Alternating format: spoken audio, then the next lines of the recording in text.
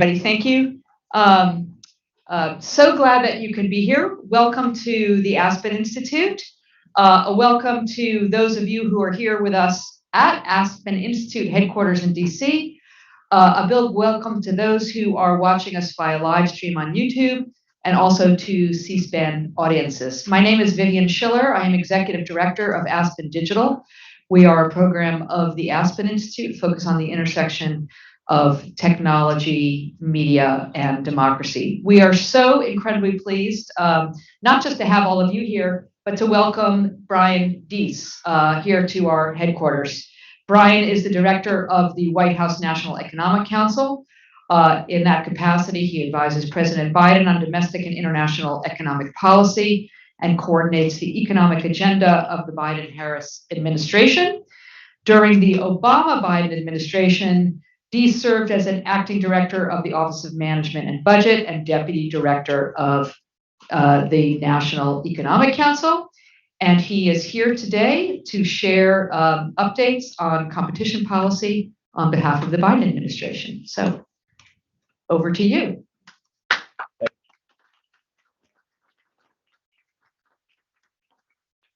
Thank you, Vivian, and thank you to the Aspen Institute for hosting today and for the ongoing role that you play in advancing public dialogue on issues of consequence for the country. Thank you, Cecilia, for being here, and to all of you here and on screen for being part of this conversation, spotlighting the issue of competition policy. Which we certainly believe deserves greater spotlight, and hopefully today will be part of that. So I wanted to spend some time today talking to you about where we've come, where we are, and where we're going with respect to competition policy in the Biden administration. And it is an appropriate moment to do so because it was just a little over a year ago that President Biden signed the historic executive order on competition. And for many of us who were there in the room at the time will recall that he articulated both the opportunity and the challenge implicit in the enterprise in Joe Biden-esque terms. He said the heart of American capitalism is a simple idea: open and fair competition. But he also warned that capitalism without competition isn't capitalism, it's exploitation. As we sat there in the White House, it certainly dawned on me that it's not the first time that an American president has trained his focus on competition. Of course, Teddy Roosevelt confronted an economy with industry after industry dominated by trusts. And then Franklin Roosevelt, after him, faced a highly cartelized economy that was struggling to recover from the Great Depression. And in their own ways, both Roosevelts transformed antitrust enforcement in their time and set precedents for rising to this challenge. And I think both Roosevelts also understood something important, which is that antitrust policy doesn't operate in a vacuum. It's interwoven with the fabric of the economy. And I want to dwell on this point for a minute because it certainly is a through line to a lot of how we are approaching things. If you look at Teddy Roosevelt, he's of course remembered for trust busting, and in particular against railroads, meatpackers, Standard Oil in the courts. But he had an insight that was broader, which is that not only was it necessary to vigorously enforce antitrust laws, but it was also critical to reshape the regulatory framework, to work with Congress to create rules of the road, rules of the rail in some context, keep early common carriers from using their market position to privilege incumbents and discriminate against new entrants. And this basic insight, I think, is more relevant today than ever. We obviously face an economy with challenges that are impossible for the Roosevelts to contemplate in their time. But there are familiar echoes about this need for a broader approach to competition policy. And for President Biden, as a candidate and then as an early president, having a strong competition policy was and is an indispensable part of an economic strategy for the 21st century, for the new and emerging challenges we face. And he believes and has directed all of us to look at driving structural change to promote competition across the economy. out of a conviction that doing so will generate more innovation, greater productivity, more opportunity in the country, while lowering prices for consumers and increasing wages for workers. We have to recognize that for decades, the competitive attributes of our economy have been atrophying. More industries have become less competitive. Both consumers and workers have been left with fewer options.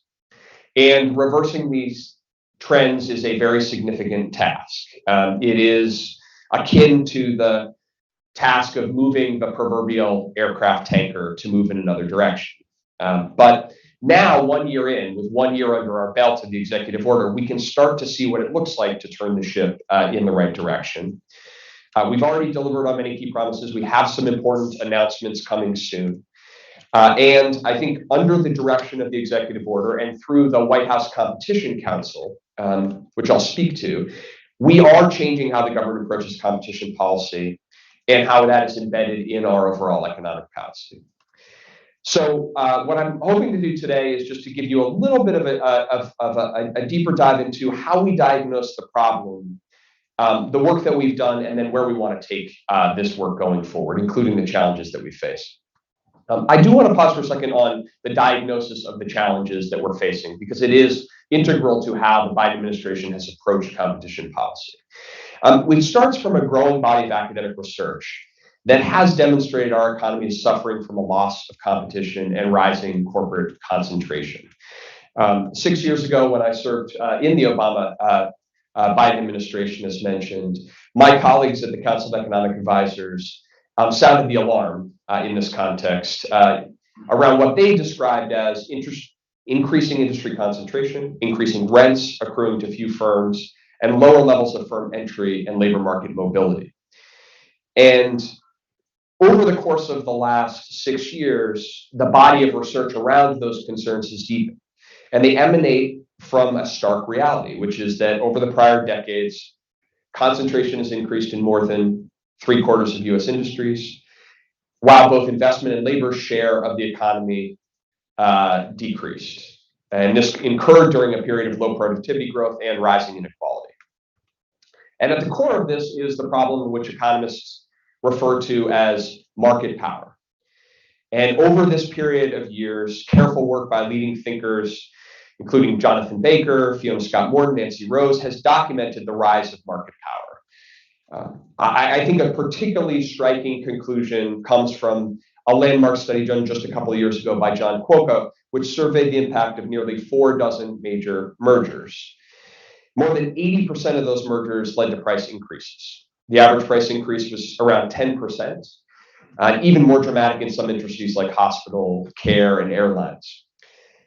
And these studies have helped upend a long-held assumption in some academic quarters that mergers generally, or indeed mergers inherently, increase efficiency and lower prices. And I think we can comfortably say that the best research doesn't support that de facto assumption, and that must inform our approach, and it must be the basis of our efforts. Recent research has also helped underscore how a lack of competition hurts workers. And I will say this is something that is particularly important to President Biden and has deeply informed our approach. You look at work of economists like Jose Azar, Iota Marinesco, who just joined the administration, Marshall Steinbaum, Eric Posner. We see more clearly how fewer employers competing over the same talent pool reduces employees' bargaining power. We recently published a study in the administration from our Treasury Department that found that the lack of labor market competition decreases wages by roughly 20% as compared to a fully competitive market. And this is one of the ways in which lack of competition has exacerbated our inequality challenge. In addition, competition can dampen innovation. The empirical research favors a competition policy that encourages rival companies to reduce costs, strengthen quality, develop new products, while also retaining the rewards for innovation. It is an old saying, but one that deserves re-upping in this context: no pressure, no diamonds. In short, our competition challenges are rippling across our economy. They are impeding our workers from achieving their full potential. They are holding our consumers and small businesses back. And our understanding of these challenges is deeper today than it ever has been, thanks to this body of research. And a lot of that is importantly in-depth and very detailed academic work. But one way I find to try to wrap this all up to somebody, if they say, well, what does that all mean, is a study by Thomas Philippon that tried to aggregate all those harms, both on the consumer side and the labor side, and said, what is the impact on higher prices and lower wages? And found that a lack of competition means that for the median family, the median American household, it costs them about $5,000 a year. And so at the end of the day, an economy that isn't as competitive as it can be and isn't delivering in the way that it could be means that family, in terms of higher prices and lower wages, is $5,000 short. That's real money, and that's what animates our work at the end of the day. So it was against this backdrop, and with the help and standing on the shoulders a lot of this work, that the president issued his executive order this month, a year ago. And this order has galvanized a government-wide effort to promote competition across our economy. But at its core, it did three basic things. First, it directed very specific agency action to go at concrete competition problems. There were 72 actions in particular from the executive order, but they ranged across the board from non-compete agreements to unjustified occupational licensing requirements to prescription drugs, internet bills, airline tickets, device repairs, personal banking, meat processing, and it set forth ambitious targets for our agencies, and they have been hard at work over the last year. And as a result, things are changing. They are changing on the ground. Let me just give you a couple examples. The FDA is now changing regulations so that hearing aids for moderate to mild hearing loss can be sold over the counter. And that matters. There's almost 50 million Americans who have hearing loss, who suffer from hearing loss. And by allowing over-the-counter sales, by removing the barrier of having to see a physician, we spur innovation, we dramatically reduce costs, and we also just make life a little easier for a lot of Americans. The Agricultural Department today is, for the first time in decades, issuing a new suite of rules under the Packards and Stockyards Act, and finally including game-changing reforms to unfair contracting systems for poultry farmers, for example. And just like last week, I would note, it did not get a lot of attention, although maybe in some of these, for you and some of your circles it did, but the Patent and Trademark Office and FDA announced plans to scrutinize drug patents that are driving up prices. Incredibly important work that is advancing under the auspices of our executive order. I would note importantly, as we look across these actions, they're not just about opening up markets to promote competition. They're also about looking inward, because government regulation can often itself get in the way of innovation and entry. And indeed, sometimes powerful incumbents have enlisted government to entrench themselves. So we are working to lift regulatory barriers and encourage challengers to enter markets and compete. We are proud in this context that the vast majority of those actions we're taking have attracted bipartisan support. They are also spurring the private sector, states and local governments to act. I would note that after President Biden's executive order endorsed a right to repair, for example, both Apple and Microsoft announced that they would allow people to fix their own devices. And just recently, New York passed the nation's first fair repair law as well. So that's the first big thing the executive order did. The second is that the order called on the traditional antitrust agencies, the Department of Justice and the FTC, to fully and vigorously enforce our antitrust laws. The president also nominated Jonathan Cantor to head the DOJ Antitrust Division and Lina Khan to lead the FTC. Both were confirmed with bipartisan support in the Senate, and they are now ably leading those efforts. Their work requires developing sensible frameworks, pursuing cases zealously, and doing so in a challenging legal environment. It requires thinking forward to new industries and new technologies, including the challenges posed by the rise of dominant internet platforms. And it requires resources to rebuild capability.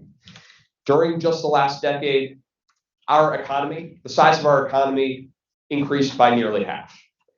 The annual number of completed mergers and acquisitions doubled, and total appropriations for the DOJ Antitrust Division and the FTC have been flat. In real terms, they have decreased. And keep in mind, these agencies, their core mission is to bring complex cases against some of the best resourced companies in the world. So even under these constraints, our antitrust enforcement agencies have achieved important, and I would note often underreported legal victories over the past year. Just for example, the FTC worked with the Pentagon to challenge a vertical merger and keep the largest defense contractor from acquiring a major missile component producer, and likely saving taxpayers billions of dollars in the process. The Department of Justice blocked a $30 billion merger between two of the world's largest insurance brokers that would have raised prices for consumers. But even as they've made the progress, it is unacceptable and fundamentally unworkable for these agencies' resources to lag so far behind the growth of the economy that they're charged with protecting. It's why we have called for boosting funding for those agencies. It's why we're supporting the passage of the Merger Filing Fee Modernization Act. And we hope and expect Congress will move quickly to deliver these enhanced resources. The third big piece that the executive order accomplished was to prioritize structural change in our competition policy. And it did so principally by creating the White House Competition Council. And that council, which I chair, includes 17 federal agencies. Their leaders meet with the president twice a year. And that body is charged with institutionalizing competition policy as part of our overall economic policy. And this structural element may sound like an arcane government minutia. Why is a council exciting? But I want to just harp on this for a second because I think it's actually profoundly important to turning that aircraft carrier around. Because at core, what we need to have viable competition policy is capacity, creativity, and coordination across the federal government. And I do want to take a moment just to thank the 17 leaders, cabinet secretaries, the attorney general, the head of the FTC, the head of the FMC. I won't go through all of them, or we'll be here a long time, but for their leadership and buy-in in this effort. Because this structure actually marks a fundamental innovation by President Biden, something that has actually never been done before in history, which puts agencies working together to leverage all legally available tools to promote competition. And that means not only more coordination, but a newfound ability to survey the entire economic landscape and assess how competition policy intersects with other areas like trade policy and supply chains. 1 year in, I can report that the collaboration from this competition council is breaking new ground. To take one example, our Justice Department and agricultural departments are today working together through a mechanism called farmerfairness.gov. That's a website, farmerfairness.gov, which actually provides a single place to report suspected legal violations in agricultural markets. And this is, in one sense, a website, a one-stop shop for complaints. But in a more fundamental sense, it's an entire innovation in an approach to antitrust enforcement. Because you now have two departments that are reviewing every complaint together. They're assessing how to best deploy both of their sets of legal authorities in this context and to leverage their relevant expertise. And I will say as an aside, this is due to Secretary Vilsack and Attorney General Garland's leadership, but both recognize there's also a cultural issue that those who are the most capable in working at this Department of Justice and the Department of Agriculture don't naturally partner together, don't naturally share ideas or identify where their relative strengths are. And that is just one example. The council also, particularly important for my position and the work that we do to coordinate economic policy for the whole administration, has helped to set priorities in areas of particular economic salience for the nation. Ocean shipping is one example. The competition and performance issues in ocean shipping have had profound spillover to our economy coming out of a pandemic with fundamental supply and supply chain constraints. We have a highly concentrated industry dominated by three alliances. And during the pandemic, the price of shipping a container from Asia to the United States rose more than tenfold. And we are proud that through the work of the council, prioritizing it, having the president put focus on this, Congress answered the president's call, passed legislation in the Ocean Shipping Reform Act, which is the most significant reform of these rules in decades. We're also setting those priorities broadly across the council, from opening up labor markets to fighting misleading pricing. And another key area that is and will be important is promoting competition in the tech sector to give small businesses and startups a better chance to compete on a level playing field. And I want to reinforce the administration's call for Congress to pass bipartisan tech antitrust legislation. And finally, the Competition Council is helping embed competition thinking into agencies' operations. At the end of the day, the promotion of competition policy is about people, the humans who do the work. And we are pushing new frontiers in that respect. The Department of Transportation issued new rules to make our electric vehicle charging networks open and interoperable. This was a place of real risk, that we set rules that actually could privilege incumbents and lock out new entrants from a new and emerging market, electric vehicles. The Competition Council's work allowed us to work across agencies and get that right, at least in the first step. We're going to have to keep getting it right. So across all of these areas, we've made a lot of progress. But before I look forward on some of the priorities going forward, I do want to clarify a couple of things that we haven't been doing. The first is we have not and we will not adopt a blanket policy that big is bad, or that there is a one-size-fits-all approach to antitrust or competition policy. That's not in Executive Order 14036. It's not embedded in any of our work. We do take the view that market structure matters, that we need to be concerned about highly concentrated markets, and that's particularly true in an environment where our antitrust agencies have been under-resourced and in some cases undercut for decades. But that is very different than fighting bigness for bigness's sake. The second thing is we don't see competition as the singular cure for inflation, nor do we see it as the driving cause of the global inflation that we are dealing with today. And at the same time, it is easier for firms to maintain higher prices in a market with just a few rivals. So as we look forward, promoting competition is one important tool, not the only one, but one important tool for how we can actually lower price pressures in the economy across time and generate the kind of stable growth with more productivity and higher wage growth for the long term. The last thing I would say as we look ahead is that bolstering competition is particularly powerful in the current economic moment because of its role in promoting economic resilience. We know that a market with more competitors is usually better equipped to handle disruptions and to deliver businesses and consumers what they need. And we have seen this in profound and profoundly shocking ways over the course of the last 2 years. Just a year ago, I was in the White House dealing with a cyber attack that hit the country's second largest meat processing company. That company had to suspend production at its plants, and they processed 1/4 of America's beef, 1/5 of its pork, sending ripples through the market. More recently, with infant formula, we've seen the closure of a single plant owned by a company that controls almost half of the market create a ripple effect, cascading effect, and nationwide shortage.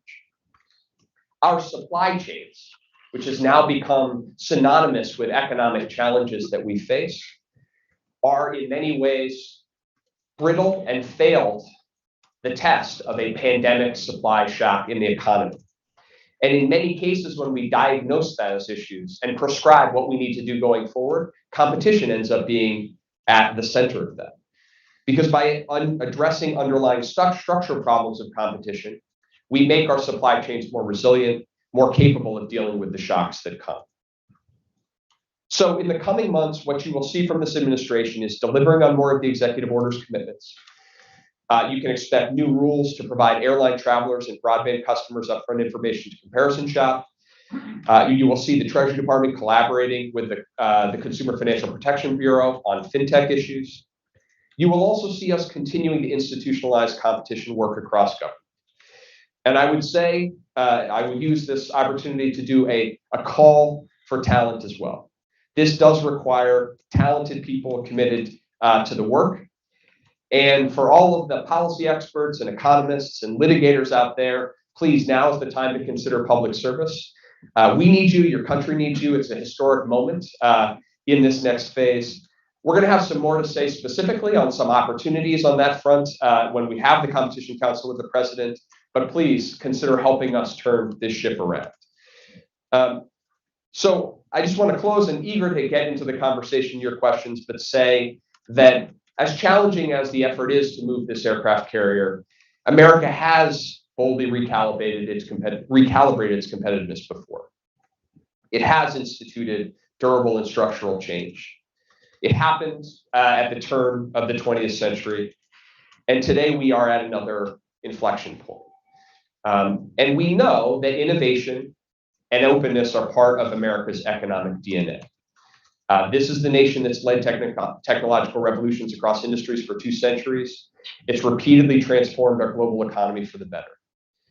And in a moment today of profound global economic challenges, the United States is better positioned as a result of President Biden's economic strategy and the competition efforts we've taken to date to confront the global challenges we face than almost any other country in the world. And we intend to bring this competition work forward in that same spirit.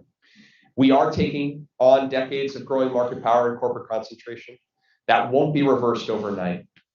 But we can start to see how that works when you start to turn the ship around. We can start to see how it actually serves America's economic dynamism and helps American families at this particularly challenging moment in our economic history, which is why we intend to double down on these efforts in the years ahead. So thank you. Thank you for listening, your engagement, and I am excited to get into some questions. Thank you. Thank you so much.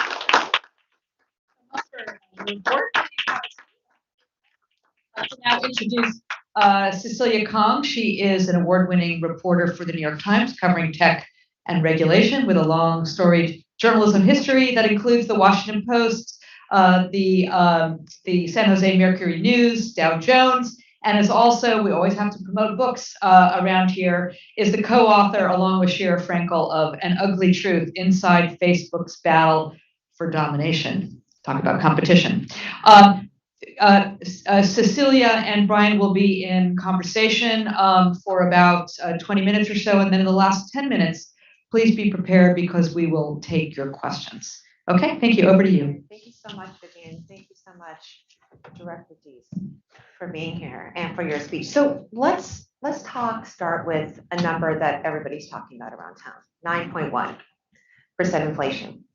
So the administration has been pushing pretty hard at competition policy and the supply chain as ways to solve inflation and wages. But prices keep rising well beyond projections. And so I guess the first question is, why hasn't the White House been more effective when it comes to inflation? Why does the administration keep underestimating, if you will, inflation? So I think the first place we need to start is in recognizing that inflation today is a decidedly global problem. Inflation, the average inflation rate across the OECD is over 9%.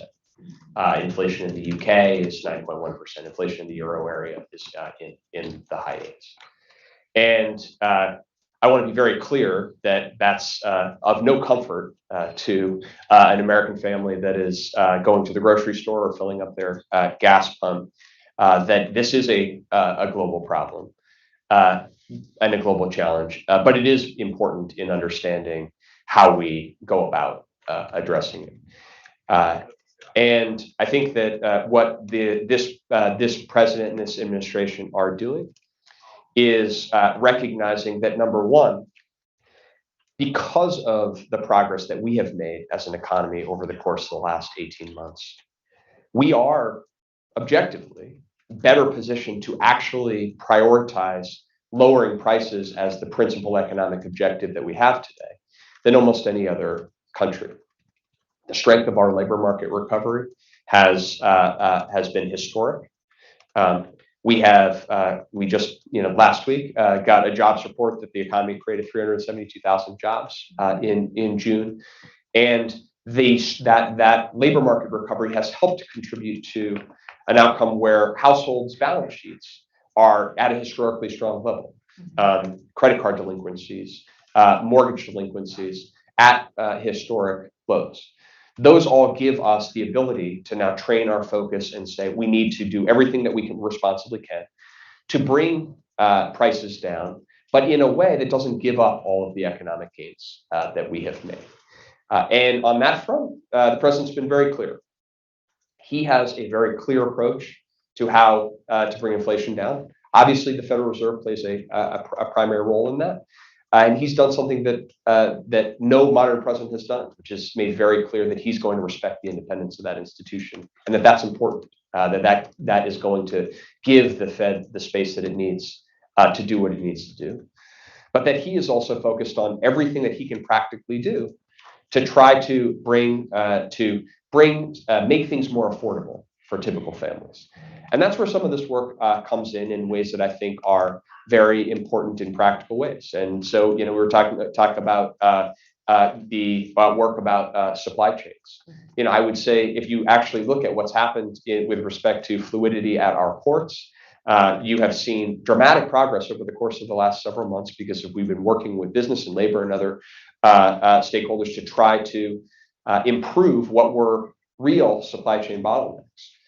But I also think it's an opportunity for us to step back and say, what were the significant vulnerabilities in our economy coming into this crisis, right? That we had a convulsive supply crisis that shut our economy down and then turned our economy back up through waves of the pandemic. And we've learned that many of our critical industries were not capable of going through that without creating profound mismatches in supply and demand that have exacerbated price problems that we face, whether that's in semiconductors or whether that's in basic commodities for durable goods. And so even as we do everything we can in the immediate term, we have to think about the longer term reforms that will keep us from being that vulnerable going forward. Sure. And that's where competition policy fits in. Well, thank you. And a lot of your talk was about turning around that air traffic carrier, which I will get to. But what can you tell me? I think after the last CPI report, I think I saw you on an interview on TV talking about the urgency of Congress to pass legislation to spur semiconductor manufacturing. So that in your mind might be an immediate effect. I mean, I'm talking about immediate solutions for the family who's saying, I'm tired of paying $70 for my gas tank to fill, and the price of my bill at the grocery store. What are some of the immediate things? You talked about semiconductors publicly. What are some immediate effective levers in front of you? Sure. Well, the first thing that I would say is that for that family that is thinking about gas at the pump, that one of the things that has happened is over the last 30 days, the price of gas has fallen every day. It's down about 45 cents since it peaked in mid-June. That wasn't fully reflected in the CPI data for June that came out yesterday. And so that data is inherently backward looking. But the here and now for families that are out there is that the price of gas is falling at the pump. It's still too high, but it's coming down. And certainly if you look at the oil price and you look at wholesale prices for gas, we should expect that to continue to come down. Mm-hmm. So if this month we continue to see a historic number of days where the price of gas at the pump is falling, that will provide some immediate relief. That's connected to some of the steps that we've taken, which I won't belabor, but that is in some ways the most immediate impact, and it's happening right now. But yes, I spoke about this yesterday, and the president has as well. Right now, the challenge of inflation increases the stakes of Congress urgently moving on a couple of fronts. One, on semiconductors. We have been at this for some time. The president called for bipartisan action on this more than a year ago. We are close. We need to get this done because this is an economic security and a national security imperative. We need to have more resilience in our own ability to produce and serve the semiconductor market. And it affects everything from the cars we drive to the consumer electronics that are in each of our pockets to everything that is allowing us to livecast right now. But number two, Congress has in front of it the opportunity to bring down some of the kind of most persistent everyday costs that families face. Prescription drug costs, utility bills. These are things that there is legislation that has gone through now, has passed the House, is in the Senate. There's an opportunity to get something done on those as well. And if we do, we can help that fiscal policy can provide a supportive and accommodative role as monetary policy is operating to try to normalize prices. Great. Well, okay, so we're here to talk about your competition agenda, 1 year in. So EO 1436, thank you for giving me the number just now. There's a zero in there. There's a zero. I missed a number, so don't cite me. Cite Who's the keeping director. track? Who's counting? One of your underlying messages in your speech was about structural change, turning around the aircraft carrier. This will require patience, and your competition agenda is broad, comprehensive, and it will not show immediate effects and rewards in some cases. Are you asking the American people to be patient, to see how the results of this agenda will pan out? Is it going to require patience? And given the urgency of inflation, soaring inflation right now and tanking markets and just the way that the economy is, and there are some bright spots, as you mentioned, do you look back and think perhaps there could have been a narrower approach? So two things. Are you asking Americans to be patient and a narrow approach? So to the first one, no, I don't think we're asking Americans to be patient. We're demonstrating what it looks like to act with urgency, but also at the scale of the challenge that we face.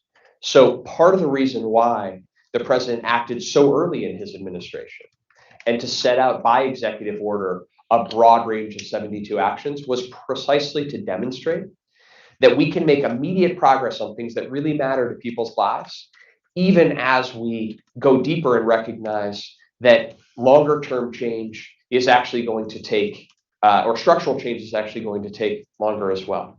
So we have operated from the view that we're not going to wait on those areas where action is urgently needed and possible. As I mentioned, you take something like right to repair. The president went out in executive order and said that this is the position of the government, that we believe there should be a right to repair. And within months, Apple went out and said that now you can repair your iPhone at a non-Apple location. You want to talk about something that actually has a practical impact on people's lives?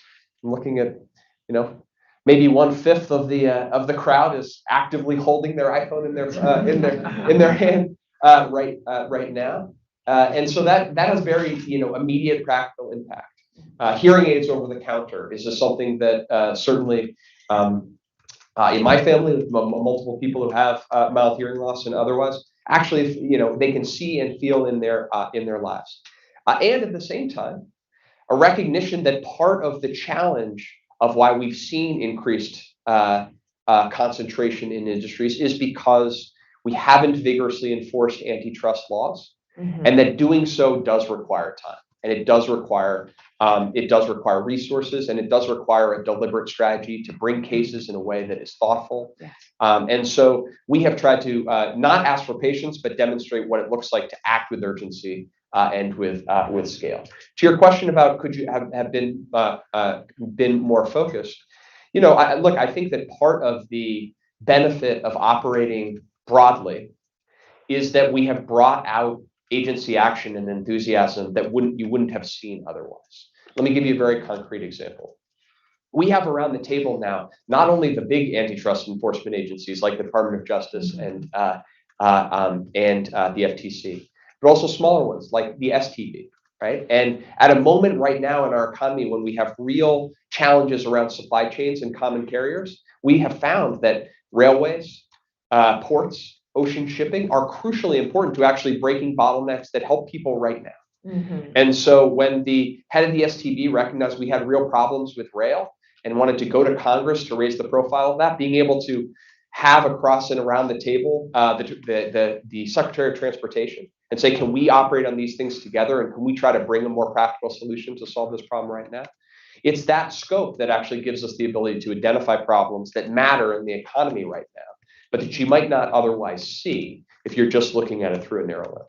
Yeah, and along the lines of enforcement of the agencies, the two top antitrust enforcers at the FTC and the DOJ have now been in place for some months now.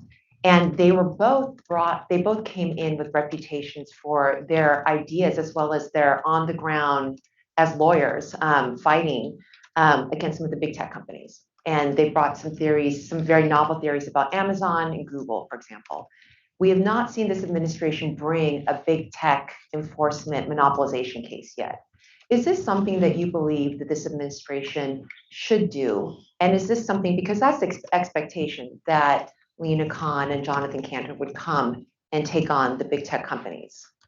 So the one thing I won't do is I won't speak prospectively to specific cases because we leave to the enforcement agencies to undertake specific enforcement actions. What I will say is that if you go back to the president's executive order, and it underscored the need to have vigorous enforcement of our antitrust statutes, including to focus on new and emerging challenges in our economy, Yes. of which the dominant position of internet platforms was one of those challenges that we needed to train our focus on. And so certainly, I think you have seen action consistent with that out of this administration.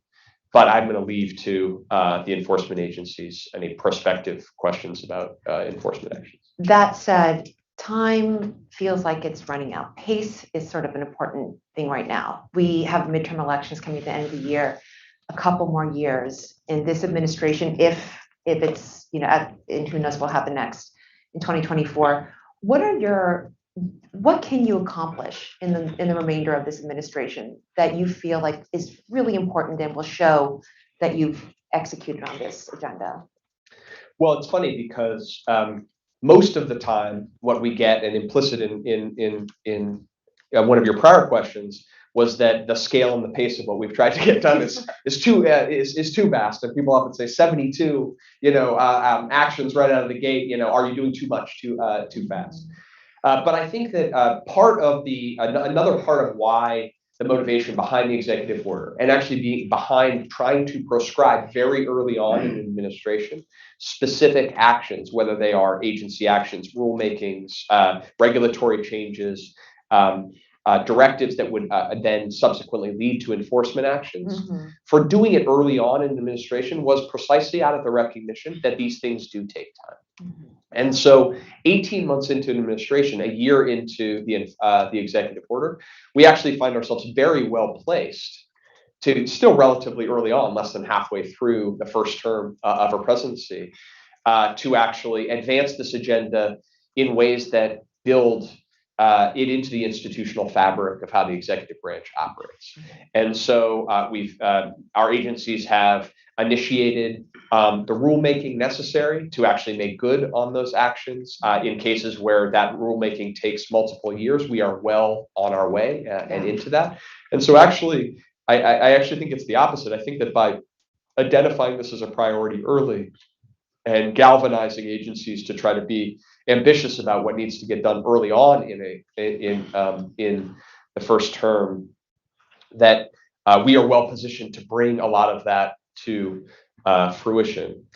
And along the lines of the agencies and their rulemaking, talk about, please, how you're thinking about the Supreme Court's recent decision on administrative law related to that environmental case in West Virginia, and how that applies to your agenda and the agencies basically enacting and creating their own rules. Yeah. Well, look, I would say we in some areas face a challenging legal environment. I would say as an aside that we were disappointed by that decision. The president spoke directly to it and his concerns with that decision. But I think we knew that we were facing that challenging environment before the Supreme Court ruled last month. And I think that we have given a lot of thought to making sure that where we are encouraging agencies to undertake rulemaking, that it is well developed with a clear theory and is based on a statutory predicate. And the other thing that I would say that is interesting in this area is that we are also identifying an enormous number of areas where there is bipartisan appetite in Congress to actually move legislation to strengthen or augment authorities, where we have determined that we actually need we need help from Congress. So the Ocean Shipping Reform Act is a good example, a practical example of Congress moving very quickly to the president's call to say we don't have the authority that we need to actually bring oversight and accountability to these 9 ocean shipping companies who are operating in a kind of, a bit of an antitrust loophole. But I could name, lots of other areas where there's really durable, organic, bipartisan appetite to try to augment or improve those authorities where it turns out that, what we need is Congress's help. Yeah, and at the same time, every proposed rule of the FTC, for example, elicits immediate response from the corporate sector in terms of lawsuits. And so this is going to be long and years fought out, I imagine. Again, to the point of the turning around the air freight carrier, Yes. or whatever, and that's. Look, the process of rulemaking and then challenge, or from proposed and taking comments and finalizing and challenges is inherently have that pacing to it. But I guess I would say 2 things. One is that's why it is important to start early, and we have done that, and we're keeping that pace up. And 2, that this is not we're not operating in a static environment as well. Yeah. And so I mentioned right to repair, but we've seen in other areas as well that agency action or statement of administration policy encourages private sector actors to operate and open up avenues for more competition, even in absence of finalizing the rule. That's something that we welcome, and we're doing a lot of engagement with firms to understand where are those places where actually by laying out a framework or taking some other action, we might be able to elicit a positive outcome. And I'm going to push a little bit more on what needs in your mind, what your priorities are for the next 2 years or so. What absolutely must be done for your agenda to be successful in your mind? Is it legislation, bipartisan tech legislation, or antitrust legislation? Much has been proposed. There is the question of whether Leader Schumer is going to bring a bill by Amy Klobuchar and Chuck Grassley to the floor. Is that something the president, let me ask specifically, is that something the president of the White House will ask Leader Schumer to do, to bring that legislation? Well, I'll answer that question in the context of the priorities and what we really think needs to get done. I think number one, we do want and need to see Congress act in some of these priority areas. Tech antitrust legislation is one of them. There's been real serious bipartisan progress in both chambers of Congress. We have been supportive of that, and we would like to see that. Likewise, on the issue of privacy, the president has long viewed us as needing to update and strengthen privacy regulations, particularly when it comes to children. But he has spoken to that, and we would like to see movement and progress on that. In this Congress, both of those bills? Look, we would like to see it happen as soon as we can get. Will you ask Schumer? Well, we're engaged with the leadership, with the leaders on those processes, Senator Klobuchar, Leader Grassley, or Chairman Grassley, and we're going to continue. We're going to continue to do that.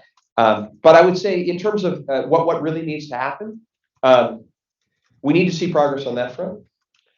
We need to make good on the commitment to what it means to actually vigorously enforce antitrust laws. And we are on the way on that, but that's going to take time. We need our agencies to follow through on rulemakings and other changes that will actually make things easier for the American people in concrete and tangible ways. But the last thing that I would say is we also need to step back and realize that this crisis that our economy has been through should require us to actually think about the ways in which competition policy can help us solve making our economy more resilient going forward.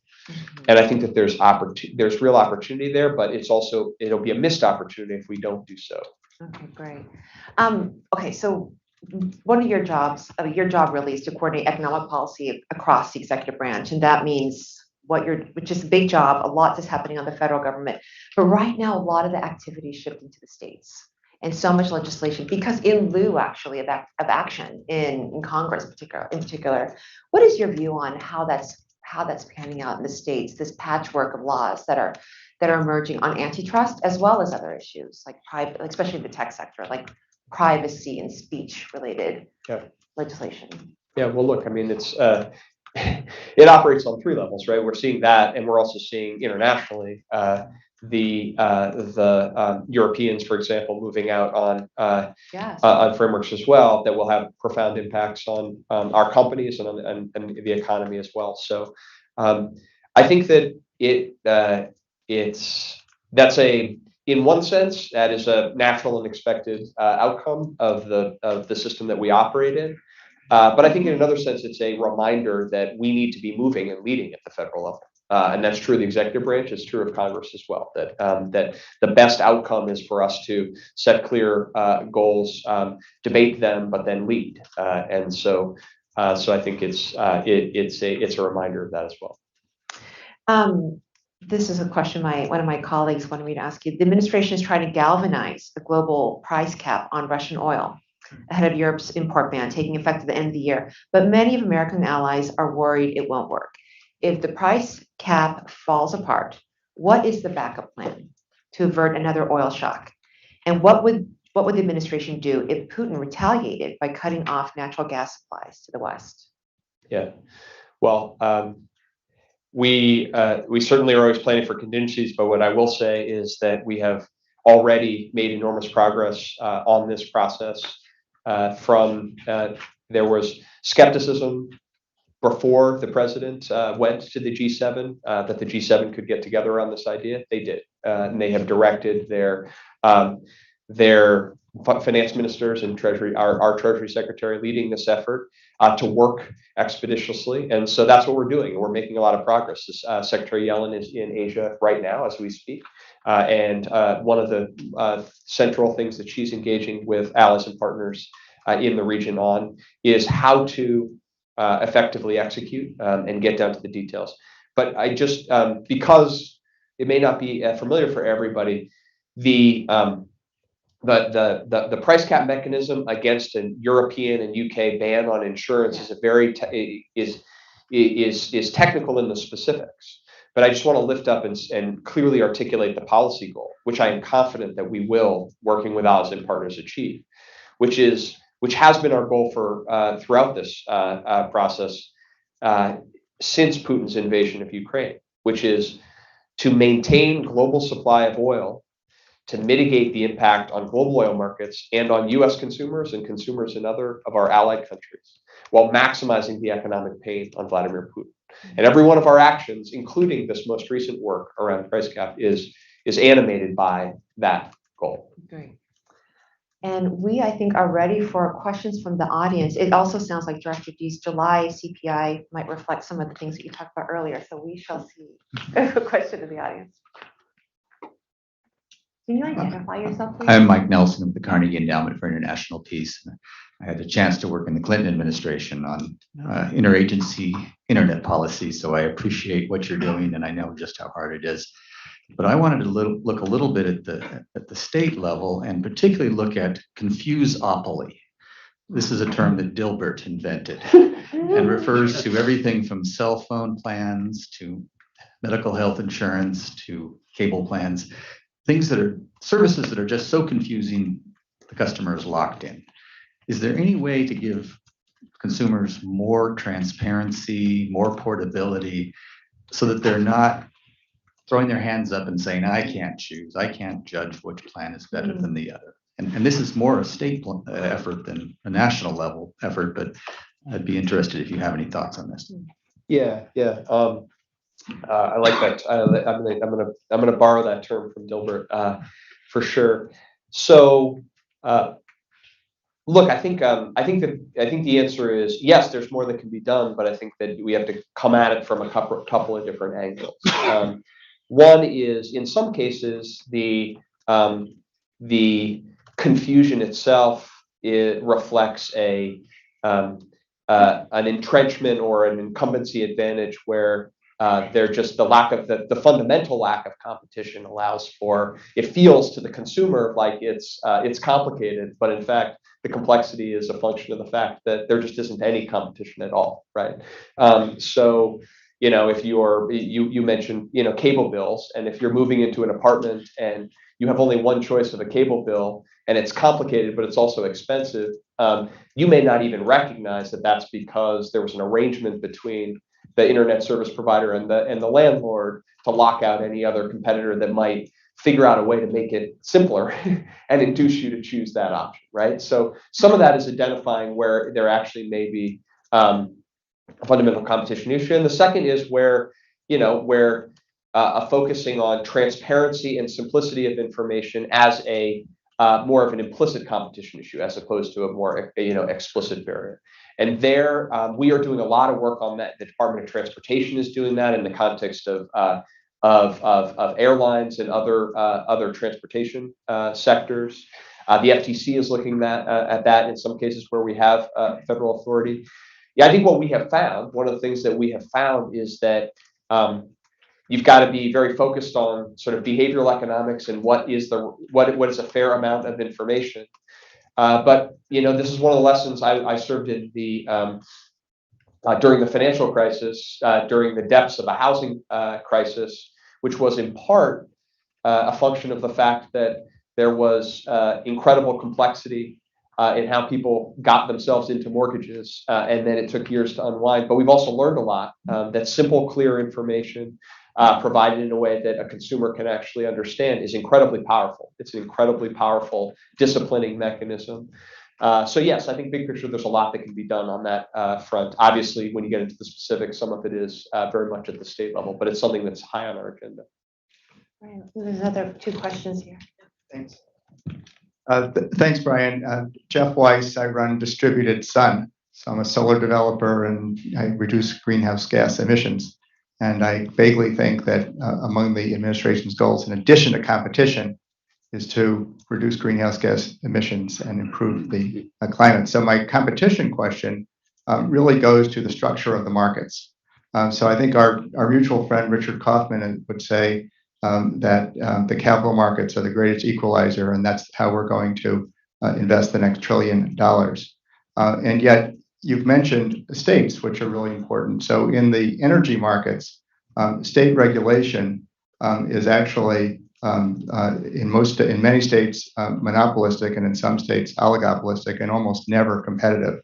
What Richard did in New York was to unlock pricing to a pretty good extent through VETR. How can the administration help to unlock a state regulation so that we can have open competition for rates and to unleash the capital markets to invest the next $1 trillion to improve both climate and reduce prices? Well, you're absolutely right.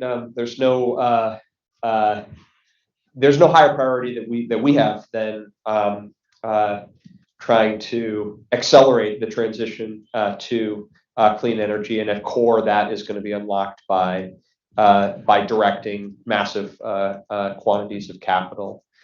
And so I think that in energy markets and particularly electricity markets are one of the most complicated and highly regulated. And so the question of how to do that is there isn't, I think, a one size fits all answer there.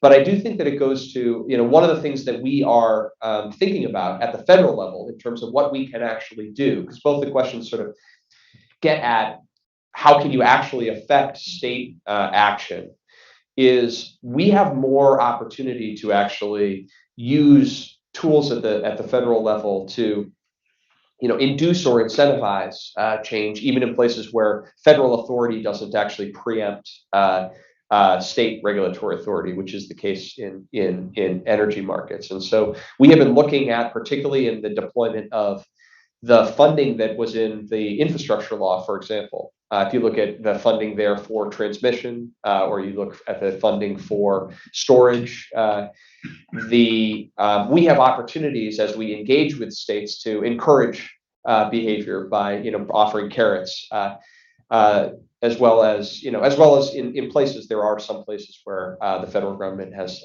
sticks as well. But I think some of that is being more creative with the use of federal authority than we have been today. I think do we have I'm time afraid for- this is going to have to be the last question, and it needs to be a short one. Sorry. Thank you. Okay, so Harold Feld with Public Knowledge. And first, I do have to just note with regard to Mike Nelson's point, there is a federal agency that addresses that. It's called the Federal Communications Commission. It has done some things on competition. It could do a hell of a lot more if it actually had its third Democrat. So hopefully we will get the vote on that soon.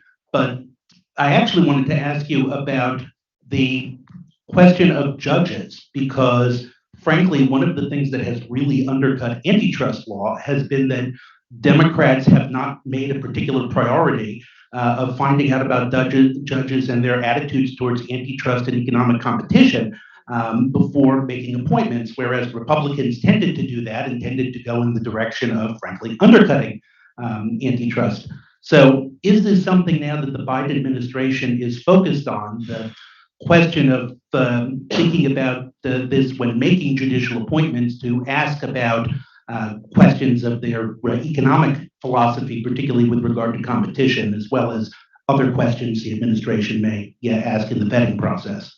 Yeah, it's a great point. It's a fair question. We were actually just talking about this earlier today. The short answer is yes, and yes, it is, and we could do more of that as well. I think we have and the president and his team and working with Leader Schumer and Senate leadership have already an extraordinary record of nominating and confirming judges that are bringing an entirely new diversity of viewpoint and diversity of life experience to the federal bench. And we're going to continue to do that, and we are going to continue to prioritize doing that. And I think that we can, even more so than we have to date, focus on this set of questions, because it builds out, it is an important element of this, and goes to some of the questions we were talking about, that at the end of the day, the interplay between regulatory measures and fundamentally the courts is where we're going to operate and make progress. Okay, well, that's all the time we have. I just want to thank Cecilia Kong, Brian Deese, thank you so much, and thank you all for your attention, and we'll see you next time. Thank you very much.